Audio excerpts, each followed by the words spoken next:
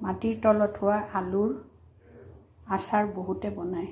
ময়ো এবাৰ চেষ্টা কৰি চাওঁ, কেনেকুৱা হয় নাজানো। এনেকৈ কুকাৰত পানী দি এটা হুইচেল মাৰি সিজাই লওঁ। কচুখিনি সিজি উঠাৰ পিছত এতিয়া মই আচাৰ প্ৰস্তুত কৰিব ওলাইছোঁ। প্ৰথমতে মই কচুখিনি ভাজি ল'ম। প্ৰথমতে অলপ তেল দি লৈছোঁ আৰু পিছত তেল দিব লাগিব।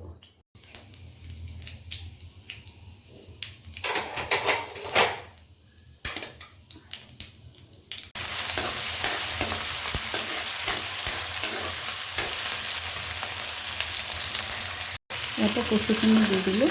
এতিয়া এইখিনি অলপ সময় ভাজিম। কচুখিনি আধা ভজা হওঁতে এতিয়া মই মছলাখিনি দি দিম। ইয়াতে মই হালধি, কাশ্মীৰী লাল মিৰ্চ আৰু জলকীয়াৰ গুড়ি দিছোঁ। কালাৰটোৰ কাৰণে অলপ দৰকাৰী হয় আৰু ভালো লাগে দেখিলে। আৰু এতিয়া মই গুড়ি মছলা দি দিম।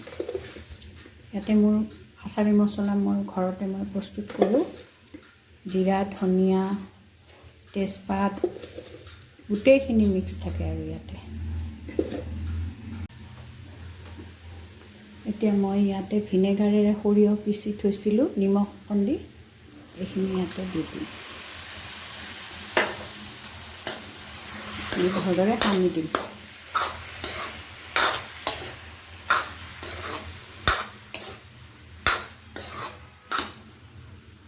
এতিয়া আৰু পিছত তেল দিম বুলি কৈছিলোঁ দেই, এইখিনি তেল কেঁচা দিম।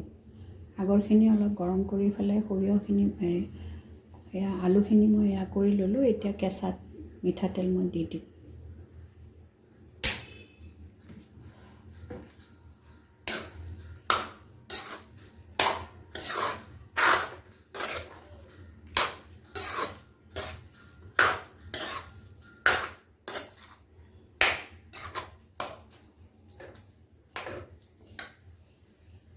মাটিৰ তলৰ আলু আচাৰ মোৰ প্ৰস্তুত হৈ গ'ল।